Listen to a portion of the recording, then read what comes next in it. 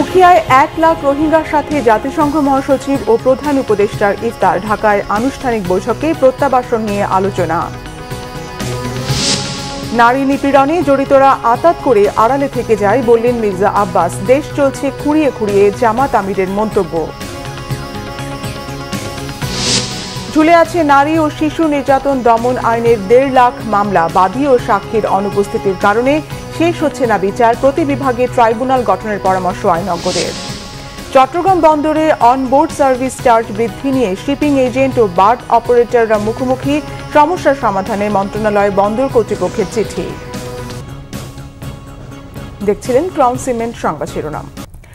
লাখো রোহিঙ্গার সঙ্গে ইফতার করেছেন প্রধান উপদেষ্টা ডক্টর মোহাম্মদ ইউনূস ও জাতিসংঘ মহাসচিব অ্যান্তোনিও গুতেরেস। জাতিসংঘ মহাসচিব জানান, নিজ ভূমিতে ফিরে যাওয়ার আকুতি জানিয়েছেন বাস্তুচ্যুত রোহিঙ্গারা। তিনি বলেন, রোহিঙ্গাদের খাদ্য নিরাপত্তায় সবকিছু করবে জাতিসংঘ। বাংলাদেশের 4 দিনের সফরের দ্বিতীয় দিনে শুক্রবার কক্সবাজারের রোহিঙ্গা শিবির পরিদর্শনে যান জাতিসংঘ মহাসচিব। কক্সবাজার প্রতিনিধি মোর্শেদুর রহমান খোকনকে সাথে নিয়ে সিকান্দার রেমানের রিপোর্ট। লাখো রোহিঙ্গা জমায়েত হন উখিয়ার বিভিন্ন ক্যাম্প থেকে। জাতিসংঘের মহাসচিব অ্যান্তোনিও গুতেরেসের আগমন উপলক্ষে প্রধান উপদেষ্টা ডক্টর মোহাম্মদ ইউনূসের সৌজন্যে ইফতারের আয়োজন করা হয় সেখানে। এর আগে রোহিঙ্গা ক্যাম্প ঘুরে দেখেন জাতিসংঘ মহাসচিব। রোহিঙ্গা লার্নিং সেন্টার, রোহিঙ্গাদের সাংস্কৃতিক কেন্দ্র ও পাটজাত পণ্যের উৎপাদন কেন্দ্র পরিদর্শন করেন তিনি। রোহিঙ্গা শিশুদের সাথে কথা বলেন জাতিসংঘ মহাসচিব। এ সময় শিশুরা তাদের বিরুদ্ধে হওয়া মানবতা বিরোধী অপরাধ ও গণহত্যার বিচার দাবি করেন।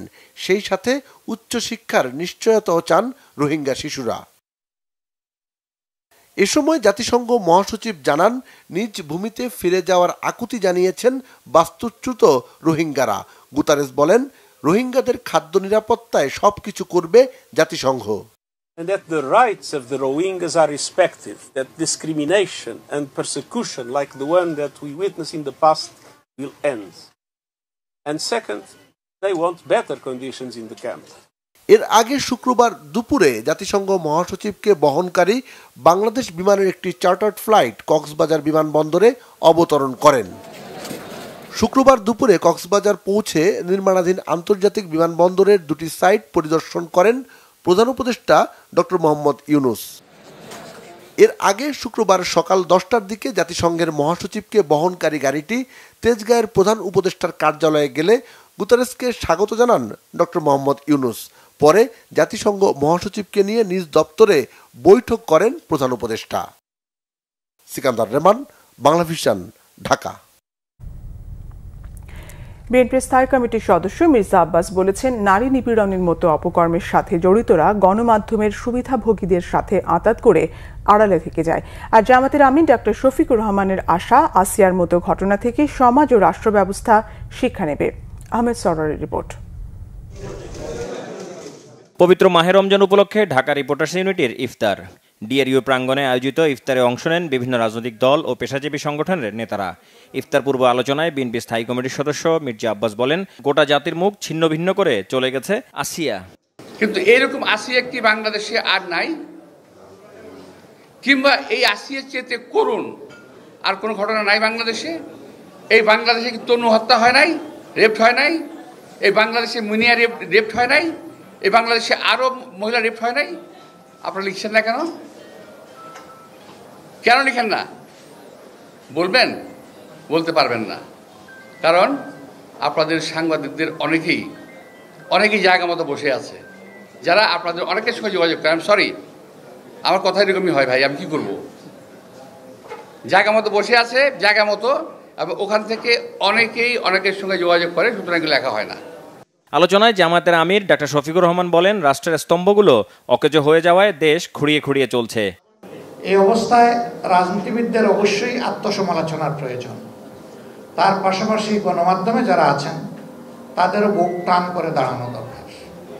আপনার সমালোচনা আপনার ভাষায় করুন, আপনি যে ভাষাটা পছন্দ করেন, আপনার কৌশলে আপনি করুন, যে কৌশল আপনি নিজের জন্য, আপনার গণমাধ্যমের জন্য উপকারী মনে করেন। তবে সব কিছুর ঊর্ধ্বে আমরা যেন দেশের স্বার্থটাকে বিবেচনায় রাখি। এদিকে রাজনীতিবিদ, কূটনীতিক ও বিশিষ্ট ব্যক্তিদের সম্মানে ইফতারের আয়োজন করে বাংলাদেশ খেলাফত মজলিস। বিভিন্ন রাজনৈতিক দলের নেতা, বিভিন্ন দেশের কূটনীতিক সহ বিশিষ্ট ব্যক্তিরা এতে যোগ দেন। ঢাকায় বসবাস করা নাটোরবাসীদের জন্য ইফতার ও দোয়ার আয়োজন করেছে নাটোর জেলা সমিতি ঢাকা। ইফতার মাহফিলে প্রধান অতিথি হিসেবে উপস্থিত ছিলেন সাবেক মন্ত্রী ও বিএনপি নেতা অ্যাডভোকেট রুহুল কুদ্দুস তালুকদার দুলু। আহমেদ সরোয়ার, বাংলা ভিশন, ঢাকা। মাগুরায় শিশু আসিয়াকে ধর্ষণ ও মৃত্যুর ঘটনার প্রতিবাদ এবং ধর্ষকদের শাস্তির দাবিতে শুক্রবার দেশের বিভিন্ন জায়গায় নানা কর্মসূচি পালন করেছে বিভিন্ন সংগঠন। মাগুরায় মৌন মিছিল করেছে জেলা মহিলা পরিষদ। স্থানীয় প্রেস ক্লাবের সামনে এই কর্মসূচিতে ধর্ষকদের বিরুদ্ধে সামাজিক প্রতিরোধের দাবি জানানো হয়। এদিকে আসিয়া হত্যার বিচার দ্রুত করার দাবিতে মানববন্ধন করেছে তারেক জিয়া পরিষদ রাজশাহী মহানগর শাখা। শুক্রবার বিকেলে নগরীর 0 পয়েন্টে বক্তারা হত্যাকারীদের জনসম্মুখে ফাঁসি কার্যকরের দাবি জানান। ধর্ষকদের দৃষ্টান্তমূলক শাস্তির দাবিতে বিক্ষোভ সমাবেশ ও মানববন্ধন হয়েছে বরিশালে।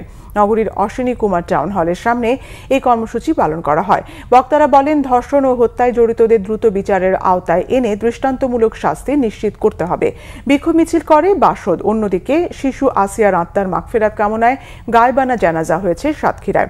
জুম্মার নামাজের পর শহীদ আসিফ চত্বরে জানাজায় অংশ নেন বৈষম্য বিরোধী ছাত্র আন্দোলনের শিক্ষার্থীরা।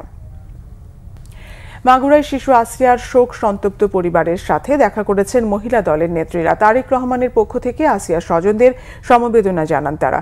শুক্রবার সকালে আসিয়ার মায়ের সাথে দেখা করে মহিলা দলের সভাপতি আফরোজা আব্বাস। তিনি বলেন, অতীতে ধর্ষকদের যথাযথ বিচার না হওয়ায় এই ধরনের সামাজিক অপরাধ বন্ধ হচ্ছে না।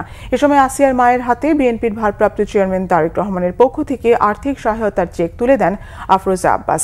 পরে জুলাই অগাস্টের গণ অভ্যুত্থানে মাগুরার প্রথম শহীদ জেলা ছাত্রদলের যুগ্ম আহ্বায়ক মেহেদী হাসান রাব্বির বাড়িতে যান আফরোজা আব্বাস। তার পরিবারকে সান্ত্বনা দেন তিনি। নারী ও শিশু নির্যাতন দমন আইনে বিচারাধীন মামলার সংখ্যা প্রায় 1.5 লাখ। এর মধ্যে সবচেয়ে বেশি মামলা পেন্ডিং ঢাকা মহানগরীর 9টি ট্রাইব্যুনালে। ঢাকা মহানগর পিপি ওমর ফারুকি বলেন, বাদী ও সাক্ষীর অনুপস্থিতির কারণেই বেশিরভাগ বিচার কাজ শেষ হচ্ছে না। স্পর্শকাতর ও ধর্ষণ মামলা দ্রুত নিষ্পত্তির জন্য প্রতি বিভাগে একটি করে দ্রুত বিচার ট্রাইব্যুনাল গঠনের পরামর্শ তার। নির্যাতন বন্ধে হটলাইন সেবার পাশাপাশি মামলাগুলো তদন্তে আরও গুরুত্ব দেওয়ার কথা বলছে পুলিশ। বিস্তারিত জানাচ্ছেন জিয়া খান। ধর্ষণ ও নিপীড়নের প্রতিবাদে ক্ষোভে উত্তাল দেশ। মা বাবাকে বেঁধে মেয়েকে ধর্ষণ, স্বামীর কাছ থেকে স্ত্রীকে ছিনিয়ে নিয়ে নির্যাতন ঘটছে অহরহ। এই পাশবিকতা থেকে রক্ষা পায়নি মাগুরার 8 বছরের শিশু আসিয়াও। তার মৃত্যুতে কেঁদেছে বাংলাদেশ। পরিসংখ্যান বলছে 2024 সালের 31 ডিসেম্বর পর্যন্ত 64 জেলায় নারী ও শিশু নির্যাতন দমন ট্রাইব্যুনালে বিচারাধীন মামলার সংখ্যা 1,31,134টি। সবচেয়ে বেশি মামলা বিচারাধীন ঢাকায়। 9টি ট্রাইব্যুনালে বিচারাধীন মামলার সংখ্যা 15,213টি। দ্বিতীয় সর্বোচ্চ বিচারাধীন মামলার সংখ্যা চট্টগ্রাম নারী ও শিশু নির্যাতন ট্রাইব্যুনালে। 7টি ট্রাইব্যুনালে বিচারাধীন মামলা 7,794টি। তৃতীয় সর্বোচ্চ বিচারাধীন মামলা গাজীপুর নারী ও শিশু নির্যাতন দমন ট্রাইব্যুনালে 6,695টি। এত মামলা বিচারাধীন কেন? উত্তর দেন ঢাকা মহানগর পিপি। মামলা দায়ের করার পরে তারা আর কোর্টে আসেন এবং সাক্ষীও দিচ্ছে না। আর একটা কারণ হচ্ছে যে পুলিশ সাক্ষীকে তো পাওয়া যায় না, অনেকে বদলে অন্য জায়গায় চলে যায়। মামলা তদন্তে আরও গুরুত্ব দেওয়ার কথা বলেন আইনশৃঙ্খলা বাহিনীর এই কর্মকর্তা। নারী নির্যাতন প্রতিরোধেও যে সমস্ত মামলাগুলো হয়ে থাকে সেগুলো কিন্তু আমরা সব বিশেষ গুরুত্ব দিয়ে কিন্তু আমরা সেই মামলাগুলোর যে তদন্ত কার্যক্রম রয়েছে সেটি পরিচালনা আমরা করে থাকি। একটি ভালো তদন্ত যেন হয়ে থাকে।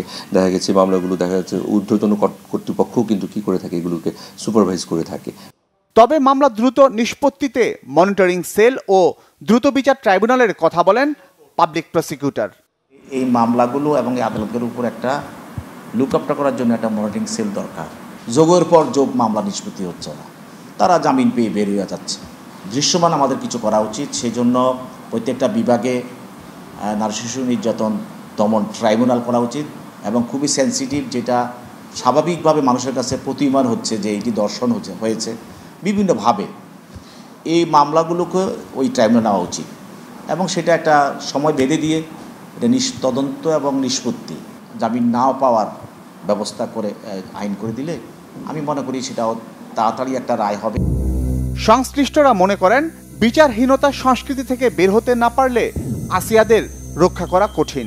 আরও কাটতে হবে মানুষকে কাঁদবে বাংলাদেশ। জিয়া খান, বাংলা ভিশন, ঢাকা। চট্টগ্রাম বন্দরের জেনারেল কার্গো বার্থে অনবোর্ড সার্ভিস চার্জ বৃদ্ধি নিয়ে মুখোমুখি অবস্থানে শিপিং এজেন্ট ও বার্থ অপারেটররা। শিপিং এজেন্টদের অভিযোগ, চার্জ বাড়াতে ইচ্ছে করেই পণ্য খালাসের গতি কমিয়ে জিম্মি করছে বার্থ অপারেটররা। তবে অভিযোগ অস্বীকার বার্থ অপারেটরদের। সমস্যা সমাধানে মন্ত্রণালয়ের হস্তক্ষেপ চেয়ে চিঠি দিয়েছে বন্দর কর্তৃপক্ষ। চট্টগ্রাম থেকে নাসির উদ্দিনের তথ্য ও ছবিতে রিপোর্ট। চট্টগ্রাম বন্দরে জেনারেল কার্গো বার্থ জিসিবির ৬টি জেটিতে কন্টেনার জাহাজ ভিড়ে। বন্দরে নিযুক্ত বার্থ অপারেটররা জাহাজ থেকে কন্টেনার ওঠানো নামানোর কাজ করে। প্রতি কন্টেনারে অনবোর্ড সার্ভিস চার্জ ও শ্রমিকদের মজুরি বাবদ ৫৫৯ টাকা পান বার্থ অপারেটররা, যা পরিশোধ করে শিপিং এজেন্ট। সম্প্রতি এই সার্ভিস চার্জ নিয়ে পরস্পর বিরোধী অবস্থান নিয়েছে শিপিং এজেন্ট ও বার্থ অপারেটররা। প্রতি বছর শ্রমিকদের মজুরি ১০% করে বাড়লেও গত ১৮ বছরে কোনো সার্ভিস চার্জ বাড়েনি দাবি বার্থ অপারেটরদের। কোভিডের সময় আপনারা সবাই জানেন যে অ্যাবনর্মালি সারা পৃথিবীব্যাপী পণ্য সব কিছুর দাম বেড়ে গিয়েছিল। তো এটা আমরা অনুরোধ করেছিলাম, but nobody took any action. তবে শিপিং এজেন্টরা বলছে বার্থ অপারেটররা কন্টেনার প্রতি চার্জ ১১০% বাড়াতে চায়। জিসিবিতে কন্টেনার হ্যান্ডলিংয়ে গতি কমানোর পাশাপাশি প্রয়োজনীয় শ্রমিক দিচ্ছে না অপারেটররা। প্রতিটা মাসুলেরই কিন্তু আমাদের একটা রেগুলেটরি বডি আছে, সেই বডির সাথে বসে কিন্তু সেটা নির্ধারণ করা হয় যে সেটা বন্দর কর্তৃপক্ষ আছে, প্লাস মাঝখানে চেম্বার, চট্টগ্রাম চেম্বারকে দায়িত্বটা দেওয়া হয়েছিল। তো বিভিন্ন সময় কিন্তু আমরা বিভিন্ন সময় এই বৈঠকগুলো হয়েছে। দুইটি সংস্থার এই বিরুদ্ধে বন্দরের পরিচালন কার্যক্রম বাধাগ্রস্ত হচ্ছে বলে জানায় বন্দর কর্তৃপক্ষ। পেমেন্টটা হচ্ছে কনসাইনিরা দেয় কিংবা শিপিং এজেন্টরা দেয়। তারপরেও আমরা বন্দরের পরিবেশ সুষ্ঠু সুন্দর রাখার স্বার্থে যাতে কার্যক্রমের মধ্যে কোনো রকম অসুবিধা না হয়, কোনো রকম শ্রমিক অসন্তোষ না হয়, এই বিষয়টার জন্য এই ধরনের মানে তাদের ইন্টারনাল বিরোধগুলো আমরা অনেক সময় ইন্টারভিন করি।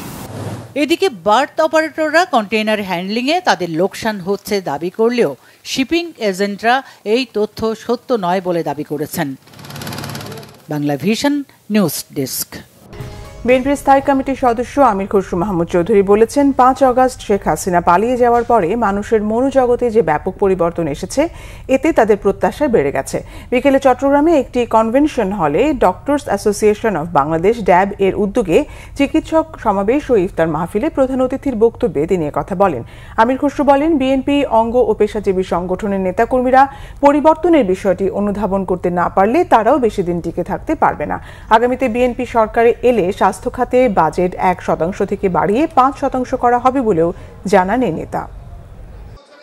শেখ হাসিনা পলায়ন করার পরে বাংলাদেশের জনগণের মানুষের মনোজগতে একটি বড় ধরনের পরিবর্তন আসছে। এইটা অনুধাবন করে আমাদের বাংলাদেশ জাতীয়তাবাদী রাজনীতিতে আমরা সেই মানুষের মনোজগতের কথা কিন্তু বুঝতে পারি, ধারণ করতে পারি। সেইভাবে আমাদের রাজনীতি, ডাক্তারদের কার্যক্রম, পেশাজীবীদের কার্যক্রমে গুণগত পরিবর্তন যদি আমরা করতে না পারি, তাহলে আমরাও কিন্তু বেশি দিন টিকে থাকতে পারবো না। বিএনপি চেয়ারপারসনের পররাষ্ট্র বিষয়ক উপদেষ্টা কমিটির বিশেষ সহকারী ইঞ্জিনিয়ার ইশরাক হোসেন বলেছেন, শেখ হাসিনার পতন ও পালিয়ে যাবার ঘটনাকে যারা একক কৃতিত্ব বলে দাবি করছেন তা ঠিক নয়। বগুড়ায় শিবগঞ্জ উপজেলার মোকামতলা উচ্চ বিদ্যালয় মাঠে ইউনিয়ন বিএনপির ইফতার মাহফিলে তিনি কথা বলেন। ইশরাক হোসেন আরও বলেন, ৭১-এর ৯ মাসে লাখো মানুষ রক্ত দিয়ে স্বাধীন করা দেশ শেখ হাসিনা ও তার সাঙ্গপাঙ্গরা লুটপাট করে শেষ করে দিয়েছে। তার বিরুদ্ধে দীর্ঘ ১৫ বছর সবাই মিলে সংগ্রাম করে রক্ত দিয়ে শেষ পর্যন্ত বিজয় এসেছে। অনুষ্ঠানে বক্তব্য রাখেন শিবগঞ্জ উপজেলা বিএনপির সভাপতি মীর শাহে আলম। ছাত্র আন্দোলনের যারা মুখপাত্র হিসেবে দায়িত্ব পালন করেছে তারাই আন্দোলন করেছে, কেবল আর কেউ আন্দোলন করেনি, আমরা ছিলাম না। এই বিষয়টা আমার মনে হয় এই ভুল ধারণাটা তাদের ভাঙাতে হবে। আমরা আমাদের ইতিমধ্যে আমাদের নেতা দেশনায়ক জনাব তারেক রহমান যে নতুন দল এসেছে তাদেরকে স্বাগত জানিয়েছে, আমিও তাদেরকে স্বাগত জানাই। গণহত্যা খুনি হাসিনা চালিয়েছে, নিরীহ শিশুদের উপরে গুলি করার যে অর্ডার দিয়েছে, আমাদের সেনাবাহিনী এবং বিভিন্ন বাহিনীকে যে গুলি করে হত্যা করার নির্দেশ দিয়েছে সাধারণ ছাত্র জনতার উপরে, সেটার বিচার অবশ্যই হতে হবে এবং বাংলাদেশের মাটিতে খুনি হাসিনা এবং তার দোষরদের সর্বোচ্চ বিচার নিশ্চিত করার মাধ্যমে বাংলাদেশ জাতীয়তাবাদী দল বাংলাদেশকে কলঙ্ক মুক্ত করবে ইনশাআল্লাহ, এটা আমি গভীরভাবে বিশ্বাস করি। মাহমুদুল্লাহ, মুশফিক, তামিমদের ঘাটতি সহজে পূরণ হবার নয়, পরিকল্পনায় ভুলের কারণে তৈরি হয়নি বিকল্প। তবে আছে সম্ভাবনায় অনেক প্রতিভাবান, তারা পারফরমেন্স করতে পারলে সময়ের সাথে উপযুক্ত হয়ে উঠবে বাংলাদেশ দল, মনে করেন BCB cricket operations chairman Nazmul Abedin Fahim ও জাতীয় দলের সাবেক অধিনায়ক খালেদ মাসুদ পাইলট। মানিক মাহমুদের রিপোর্ট। মাশরাফি, সাকিব, তামিম, মুশফিক ও মাহমুদুল্লাহ টাইগার ক্রিকেটের পঞ্চপাণ্ডব তারা। 2007 বিশ্বকাপে নৈপুণ্যের ঝলক দেখিয়ে সাকিব তামিমরা জানান দিয়েছিলেন বাংলাদেশের ক্রিকেটে আধিপত্য বিস্তার করবেন তারা। বছরের পর বছর তা করেছেনও এই ক্রিকেট লিজেন্ডরা। তবে সময়ের সাথে তারা 5 জনই এখন বাংলাদেশের আন্তর্জাতিক ক্রিকেটে অতীত। মাশরাফিকে দিয়ে শুরু, সবশেষ লাল সবুজের জার্সিকে বিদায় জানিয়েছেন মাহমুদুল্লাহ। বাংলাদেশ স্পোর্টস জার্নালিস্ট অ্যাসোসিয়েশনের দোয়া ও ইফতার মাহফিলে উপস্থিত হয়েছিলেন ক্রিকেটার, ফুটবলার থেকে শুরু করে ক্রীড়াঙ্গনের ব্যক্তিবর্গরা। সেখানেই নাজমুল আবেদিন ফাহিম ও খালেদ মাসুদ পাইলট বলেন, দেশের ক্রিকেটে পঞ্চপাণ্ডবের অবদান অনস্বীকার্য। তাদের ঘাটতি পূরণে পাইপলাইনে অনেকে থাকলেও অভাব মানসম্মত ক্রিকেটারের। নতুন কিছু খেলোয়াড়দেরকে দেখেছি যারা যারা যথেষ্ট যোগ্যতা রাখে জাতীয় দলে খেলা, এবং আমরা যদি মিডিয়াতেও দেখি বা আপনাদের আলাপ আলোচনায় দেখি অনেকের কথাই উঠে আসে যে ও কেন দলে নেই, ও কেন দলে নেই, সে নিয়ে অনেক তর্ক বিতর্ক হতে দেখি। এর মানেই হচ্ছে যে যারা চলে যাবে তাদের রিপ্লেসমেন্টও আমাদের হাতে আছে। এখন ব্যাপারটা হচ্ছে যে ইন্টারন্যাশনাল ক্রিকেটে ওরা ঠিক কেমন করবে এটা আগে থেকে বলাটা খুব মুশকিল, কিন্তু ওদের যতটুকু আমরা দেখছি তাতে মনে হচ্ছে যে ওরা হয়তো কোপ করতে পারবে, হতে পারে একটু সময় লাগতে পারে। আমাদের ব্যাকআপে অনেক কোয়ান্টিটি আছে, বাট কোয়ালিটির সংখ্যা খুবই কম। বাট আমি মনে করি যে বাংলাদেশে অনেক ট্যালেন্ট প্লেয়ার আছে। তারপর নতুনদের নিয়ে আশাবাদী ফাহিম ও পাইলট। সংগ্রামী ক্যারিয়ার ছিল মাহমুদ আলী রিয়াদের, তার কাছ থেকে অনেক কিছু শেখার আছে তরুণদের। মাহমুদ আলী রিয়াদ ঠিক সাকিব, তামিম, মুশফিকের ক্যারিয়ারটা যেমন ছিল যতটা সহজ ছিল না, কিন্তু ওকে অনেক পরিশ্রম করে, সত্যিকার অর্থে পরিশ্রম করে জাতীয় দলে আসতে হয়েছে। এবং বিশেষ করে 7 নম্বর পজিশনে ব্যাটিং করা এত সহজ ছিল না। সে কিন্তু খুবই সাকসেসফুলি একটা জায়গাটা ধরে রাখছিল সবসময়, এবং আমি বলবো যে ম্যাচ উইনিং কিছু ইনিংস খেলতো শেষ বেলায়। সুন্দর সুন্দর ইনিংস ছিল, বড় বড় বাংলাদেশ টিম তার জন্য বড় বড় রানও করতে পেরেছে। বাংলাদেশ দলের কোচ ফিল সিমন্সের চুক্তি শেষ হলেও আবারও নতুন মেয়াদে থাকছেন এই ক্যারিবিয়ান। বিসিবি পরিচালক নাজমুল আবেদিন ফাহিমের কথায় মিলল তেমনই ইঙ্গিত। দ্বিপক্ষ যখন সিগনেচার করবে তখন বলা যাবে এটা চূড়ান্ত হয়েছে। সেই পর্যায়ে যখন হবে তখন আমরা বলতে পারবো যে ফিল সিমন্স আমাদের কোচ, আর কথাবার্তা চলছে এবং সবকিছু ইতিবাচক। মানিক মাহমুদ, বাংলা ভিশন, ঢাকা। সংবাদ শেষ করব ক্রাউন সিমেন্ট শিরোনামগুলো আরেকবার জানিয়ে। উখিয়ায় 1 লাখ রোহিঙ্গার সাথে ইফতার, জাতিসংঘ মহাসচিব ও প্রধান উপদেষ্টা ঢাকায় আনুষ্ঠানিক বৈঠকে প্রত্যাবাসন নিয়ে আলোচনা। নারী নিপীড়নে জড়িতরা আঁতাত করে আড়ালে থেকে যায় বললেন মির্জা আব্বাস। দেশ চলছে খুঁড়িয়ে খুঁড়িয়ে, জামাত আমিরের মন্তব্য।